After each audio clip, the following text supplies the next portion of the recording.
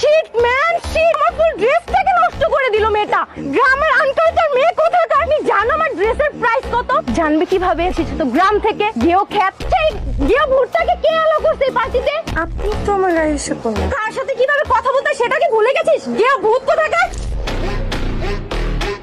তুমি গেও ভুট্টার জন্য আমাদের হাতে নিবা? সে আমার ওয়াইফ। আমার ওয়াইফকে নিয়ে একটা বাজে কথা বলার আগে 10 বার চিন্তা করবা। তোমার সাথে যখন আমার বাইরে দেখা হয়েছে ওই দিনও তোমাকে বুঝিয়ে বলেছি, না আমি এখন ম্যারিড। ওয়াইফ গ্রাম থেকে আসুক, শহর থেকে আসুক, বিদেশ থেকে আসুক, আমি ওকে পছন্দ করি অপছন্দ করি, শি ইজ মাই ওয়াইফ। তারপর আমাকে বারবার ফোন দিয়ে গেছে। প্রত্যেকটা রাতে তুমি আমাকে ফোন দাও। এই মানুষটা তোমার ফোন থেকে কষ্ট পায়। আমি সবকিছু দেখে কিন্তু কিছু বলতে পারি না। কিভাবে না করবো তোমাকে?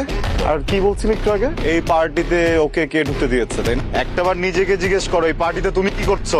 তোমাকে কে ঢুকতে দিয়েছে? প্রধান গ্রুপ অফ ইন্ডাস্ট্রিজের 80% শেয়ার হোল্ডারের বৌমা আমার ওয়াইফ। সে যদি এই পার্টিতে ঢুকতে না পারে তাহলে কি 5% শেয়ার হোল্ডারের মেয়ে পার্টি করবে? নিজের যোগ্যতার মানুষের সাথে কথা বলবা। নেক্সট টাইম তুমি যদি আমি বা আমার পরিবারের কারোর সাথে কোনো বাজে আচরণ করো বা কন্ট্যাক্ট করা ট্রাই করো, এটা তুমি এবং তোমার বাবার জন্য অনেক খারাপ হবে। এইটা আমার হাজবেন্ডকে জড়িয়ে ধরার জন্য, এইটা আমার হাজবেন্ডকে রোজ ফোন করার জন্য।